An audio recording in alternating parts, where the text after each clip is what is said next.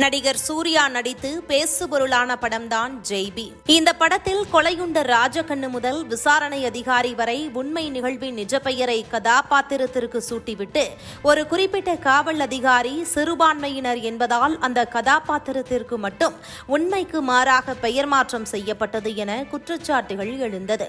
அதேபோல 1999 Indian airlines விமானம் 814 பாகிஸ்தானை சேர்ந்த பயங்கரவாத அமைப்பான ஹர்கத் உல் முஜாஹிதினை சேர்ந்தவர்கள் கடத்திய சம்பவத்தை அடிப்படையாக வைத்து உருவாக்கப்பட்டிருக்கும் வெப் தொடர் நெட்ஃபிளிக்ஸில் வெளியாகி தற்போது பெரும் சர்ச்சையை கிளப்பியுள்ளது. கடந்த 1999 ஆண்டு நேபாளம் தலைநகர் காத்மண்டுவில் இருந்து டெல்லி வந்த இந்தியன் ஏர்லைன்ஸ் விமானத்தை பாகிஸ்தான் ஆதரவு பயங்கரவாதிகள் ஆப்கானிஸ்தானின் காந்தகார் நகருக்கு கடத்திச் சென்றனர்.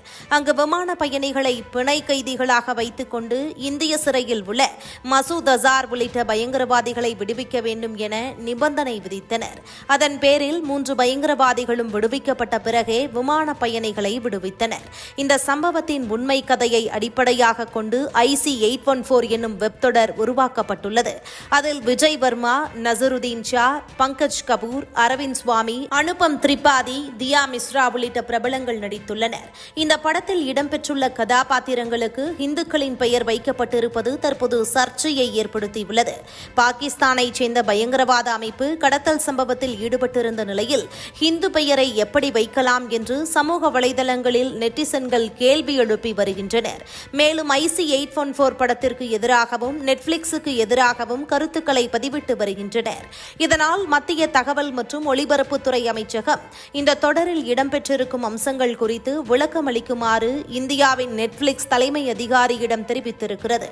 மறுபக்கம் அரசியல் வட்டாரங்கள் தரப்பிலிருந்து இந்த தொடருக்கு எதிர்ப்பு கிளம்பியிருக்கிறது. அதில் பாஜக செய்தி தொடர்பாளர் அமித் மாலவியா IC-814 விமானத்தை கடத்தியவர்கள் தீவிரவாதிகள், அவர்களின் முஸ்லிம் அடையாளங்களை மறைக்க மறுபெயர்கள் வைக்கப்பட்டிருக்கிறது. இதனால் IC-814 விமானத்தை கடத்தியவர்கள் இந்துக்கள் என மக்கள் நினைப்பார்கள்.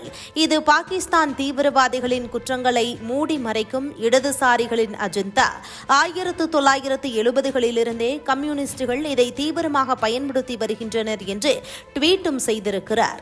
இந்த நிலையில் நடிகையும் பாஜக எம்பியுமான கங்கனா ரணாவத் OTT தளங்களில் இதுபோன்ற திரைப்படங்களை எடுக்க கம்யூனிஸ்டுகளுக்கும் இடதுசாரிகளுக்கும் சுதந்திரம் இருப்பதாகவும் ஒருமைப்பாடு கருத்து கொண்ட படங்களை எடுக்க தேசியவாதிகளுக்கு அனுமதி இல்லை என்றும் விமர்சனம் செய்திருந்தார். இதுகுறித்து எக்ஸ் வலைதளத்தில் கங்கனா ரணாவத் கற்பனை செய்ய முடியாத அளவிலான வன்முறை நிர்வாண காட்சிகளை OTT தளங்களில் எந்தவித தணிக்கையோ அல்லது எந்தவித விளைவுகளோ இல்லாமல் ஒருவர் காட்டலாம் என்கிறது இங்குள்ள சட்டம்.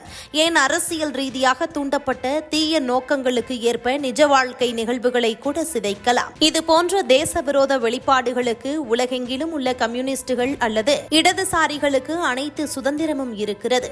ஆனால் ஒரு தேசியவாதியாக பாரதத்தின் ஒருமைப்பாடு தொடர்பாக திரைப்படங்களை தயாரிக்க OTT தளங்கள் அனுமதிப்பதில்லை.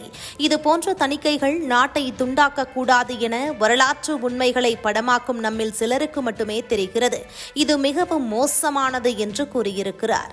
மேலும் நெட்ஃபிளிக்ஸ் மீது விரைவில் சட்டப்பூர்வ நடவடிக்கை எடுக்கவும் மத்திய அரசு முடிவெடுத்திருக்கிறது.